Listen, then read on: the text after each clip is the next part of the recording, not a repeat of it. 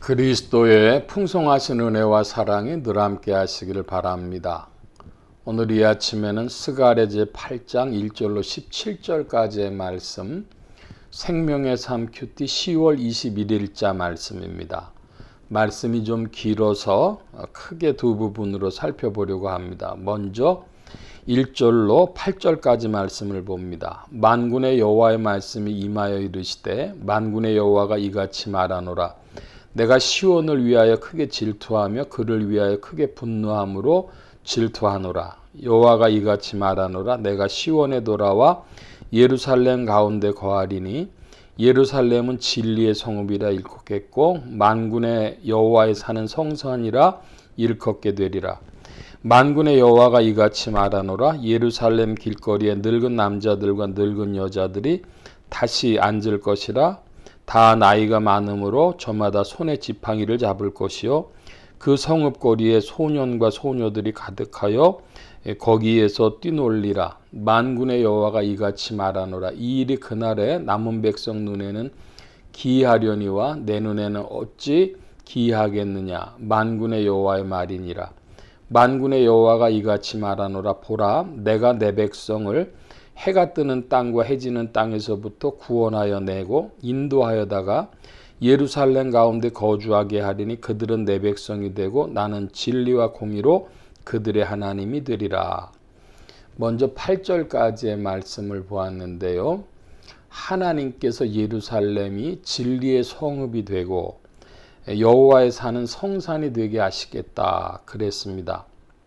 그리고 7절에는 내 백성을 해 뜨는 땅과 해 지는 땅에서부터, 그러니까 전 세계에서 구원하여 내고 그들이 내 백성이 되고 진리와 공의로 그들의 하나님이 되리라. 이렇게 7절 8절에 말씀하셨습니다. 이제 성경학자들의 논쟁이 되는데요.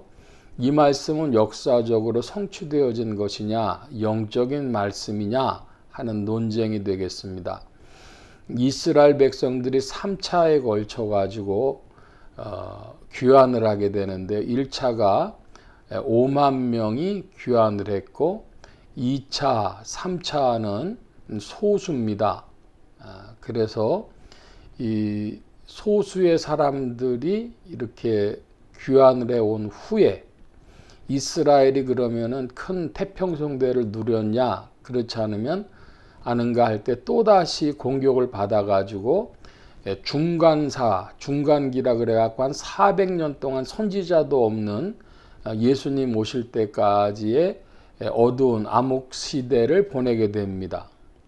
그렇다면 역사적으로 이 말씀은 성취되지 않은 것 아니냐 이렇게 보는 것이고, 그러므로 이것은 영적인 말씀인데, 그래서 해 뜨는 땅과 해 지는 땅에서부터 구원해서 내 백성이 되게 하시겠다는 말씀은 신령한 말씀이고 그리스도 예수 안에서 성취된 말씀으로 이렇게 해석을 하는 것입니다.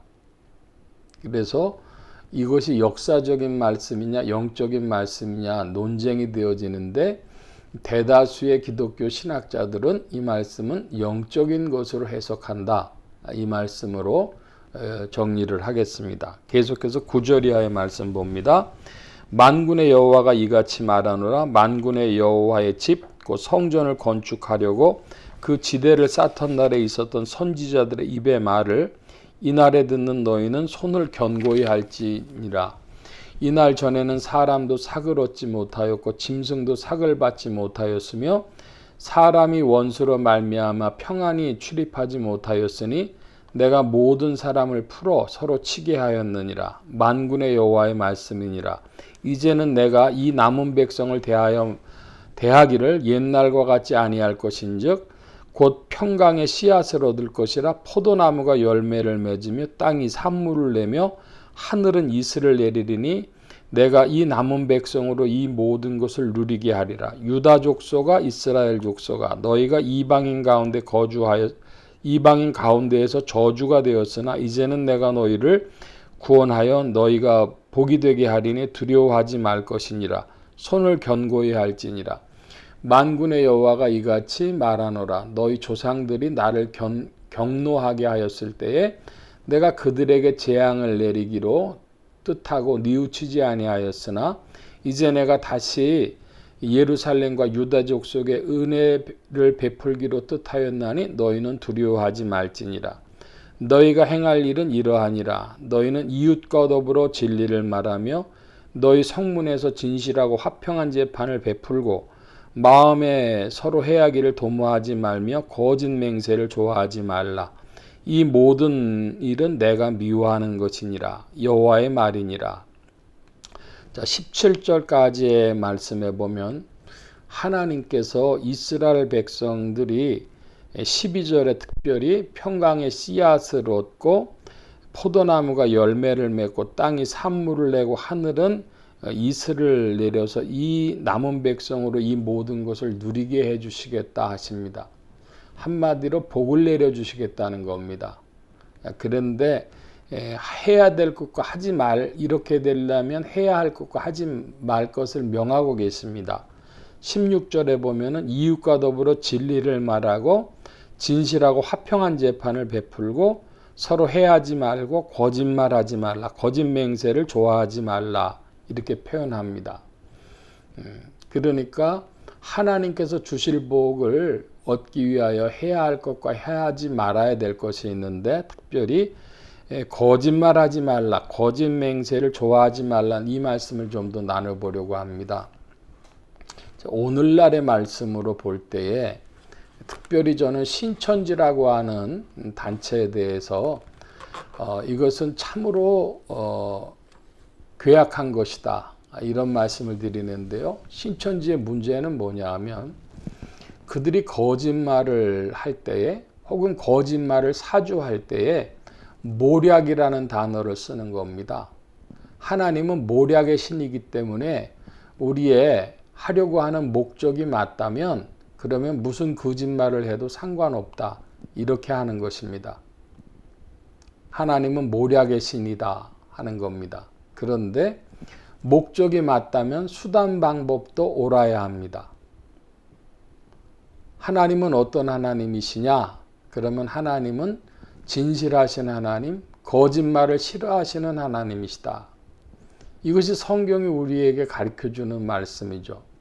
그런데 신천지는 그것을 비틀어서 모략의 신이다 하는 그 말씀, 그 원래 상담이라는 뜻인데 상의를 하고 상담을 해주고 이런 뜻인데 그것이 아니라 그 중상 모략할 때 모략으로 이해를 하면서 수단 방법을 가리지 않고 거짓말을 해서라도 목적을 달성해야 되는 그런 것으로 이야기하고 있습니다. 그러니까 그 영이 하나님의 영하고 달라요. 영계가 다른 겁니다. 단순히 성경 말씀을 이리저리 해석하는 것이 아니라 영이 다르다. 영계가 다르다. 신천지가 이단이다. 이단일 뿐 아니라 그 영이 하나님께 속한 것이 아니라 마귀 권세 아래, 세상 권세 아래 있는 것이다. 제가 지금 그 말씀을 드리는 겁니다. 신천지에 대해서 사람들이 교리적이고 뭐 이런 부분 많이 있죠. 그런데 본질적으로 보면 그것은 비양심적인 것일 뿐 아니라 결국은 세상 권세, 마귀 권세에 속한 것이다. 이런 말씀을 드립니다.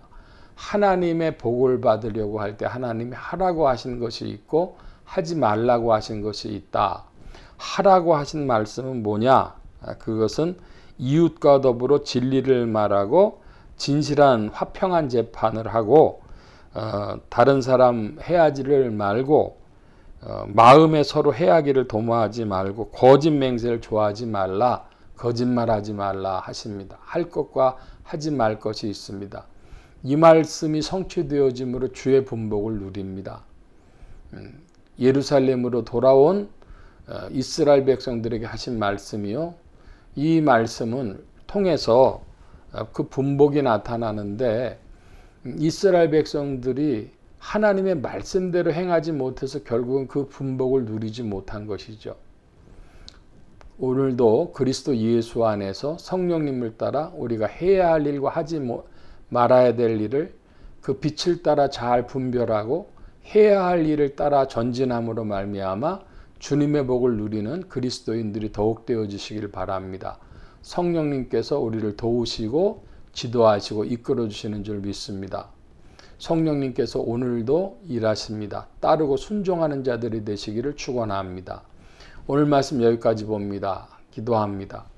만복의 근원 되신 주님 함께하여 주셔서 그리스도의 아름다운 일들을 오늘도 우리에게 나타내어 주실 때 마땅히 성령님을 따라 행해야 할 일을 행하게 하시고 하지 말아야 할 일을 멀리하는 자들 되어지도록 우리에게 용기를 주시고 분별할 지혜를 주시고 또한 필요한 능력을 공급하여 주셔서 성령님을 따라 전진케 하여 주옵소서.